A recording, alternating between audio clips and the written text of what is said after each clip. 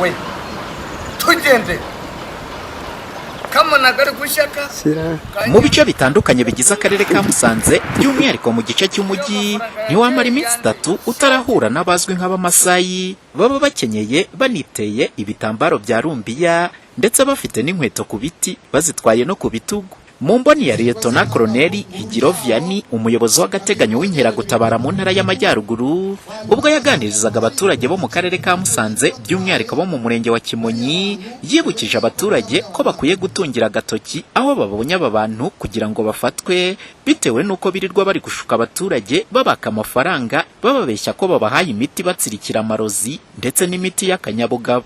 Tumaze iminsi duhura n'abantu bitwa b'inzererezi z'abanyamahanga. Inzererezi z'abanyamahanga zabinjiyemo hano zirirwa zicuruza imiti zibabwira yuko ngo zitanga imiti y'ubugabo nimubazi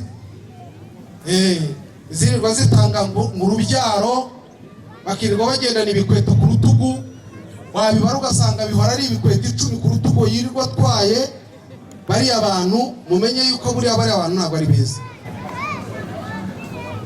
mwabamenye murabazi abantu bamwe birirwa bagenda bakenyera rumbiya ntabwo bari atubemera.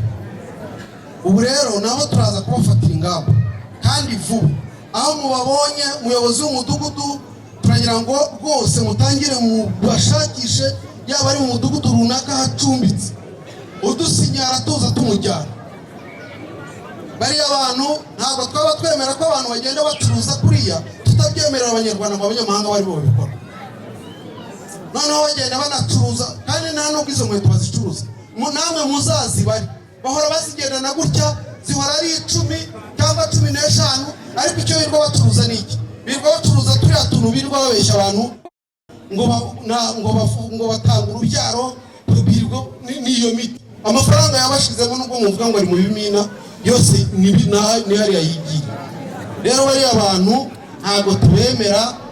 Uzageza mu gihugu cyacu uzageza afite pasiporo azi n'ibyo agiye gukora tunamenye naho atuye n'uko akora.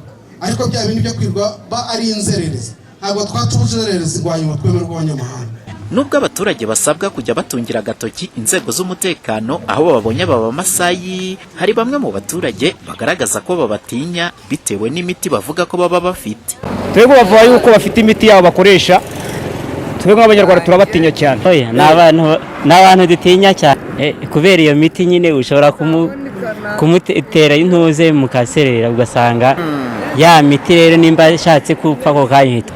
Ariko ngiye ku buryo wenda bwiza wenda nk'amasayi bose babafatira nk'ahantu hamwe bakabashyira wenda nk'ahantu nko mu isoko runaka none bakazajya bacururiza aho ngaho. Bitewe ko mu gihugu hose usanga baba wenda ufashe nk'uburi karere nk'amasayi wenda barimo none wangiza ukabashyira nk'ahantu runaka ku buryo wajya kugura nk'inkweto ukavuga ati ngiye kwa Masayi none bakakunyanyagiza hirya no hino mu ntuza. Ngo akenshi aba Masayi baba bakenyeye baniteye za rumbiya baturuka mu gihugu cya Kenya ngo usanga baba mu Rwanda badafite ibyangombwa bibemerera kuhaba ndetse ngo n'ababifite ngo ugasanga birirwa bazenguruka mu biturage babwira abaturage ko bafite imiti batsirikira amarozi ndetse n'imiti y'akanyabugabo abagabo bakoresha kugira ngo babashe kwitwara neza mu mabanga y'abubatsi. Umuhoza Honore, Flash TV mu karere ka Musanze mu Majyaruguru y'u Rwanda.